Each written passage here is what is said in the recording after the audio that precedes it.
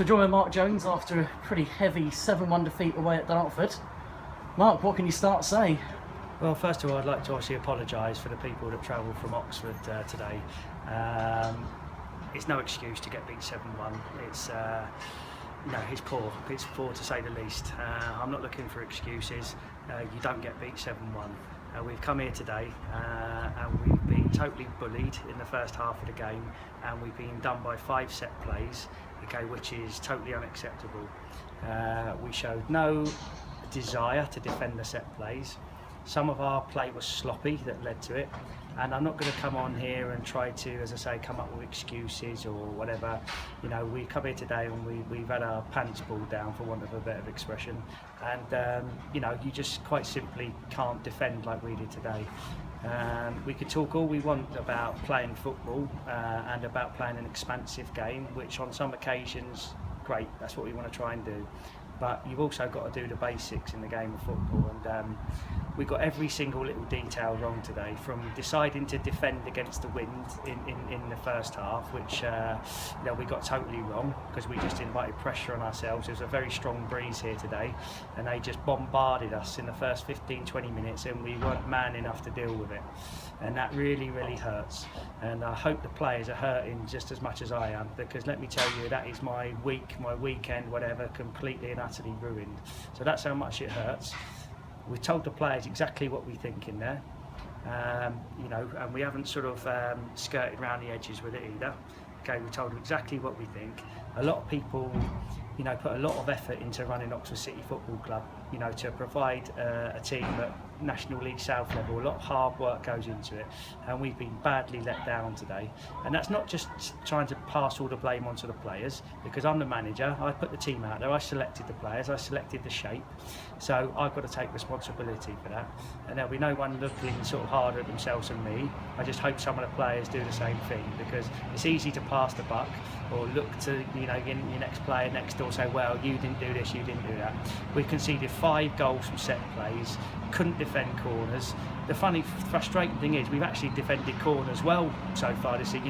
We sort of set ourselves up part zonal, part man to man.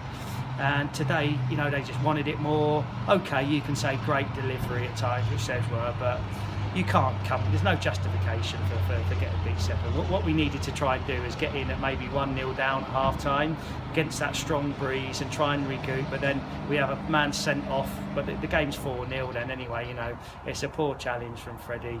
To be fair, we were all over the place. And the only sort of slight positive I can take out of it really was how we actually kept going with 9 men there in the last 15 minutes. We actually sort of tried to keep the ball, at least kept going. People like Reece Fleet and Zach McEachran and David Pearce kept going, but defensively it was a complete and utter nightmare today. I mean, we had one last season when we got beat 6 by Maidenhead, and but at least we could perhaps look at it and say, well, they had Tarpey up front, but today we've just been absolutely sort of completely done at set plays. And again, I'd like to apologise to the people that paid from Oxford to come in today. It's we're certainly not accepting it. The boys were going to have Tuesday night off, because we haven't had a night off since 27th of June, but they'll be in now, and we'll be sitting and watching that those set pieces and the way we play today, because it's just unacceptable. And as I say, I'm not going to make any excuses for it.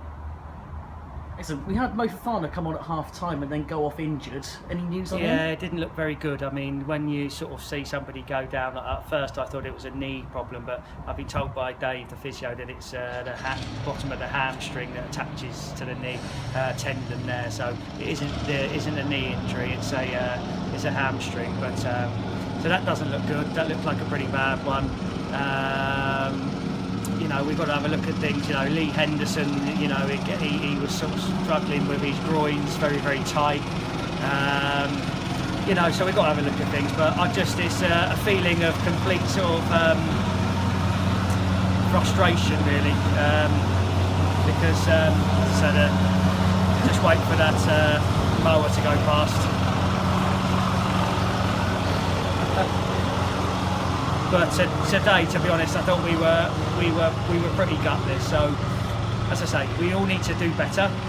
I'm going to have to go and explain that performance to the powers that be, and it's not an easy conversation to have. But yeah, we didn't expect that today. Excellent. Finally, just to end on a positive note, we've seen a third goal of the season for Matt Patterson. Are you happy that the goals are coming from? Yeah, I think Matt done okay. I mean, he works tirelessly. You know, he's an honest player. You know, he puts a real shift in. I thought he did today as well. You know, I actually thought it wasn't so much our forward play today. I couldn't fault some of the attacking players. I say couldn't fault might be a bit sort of, but they did okay. But defensively, we were all over the place, and that's what's done us. You can't come to Dartford and defend like we have. Simple as that. Anyway, thanks, Mark. Appreciate you coming to talk to us. Thank you.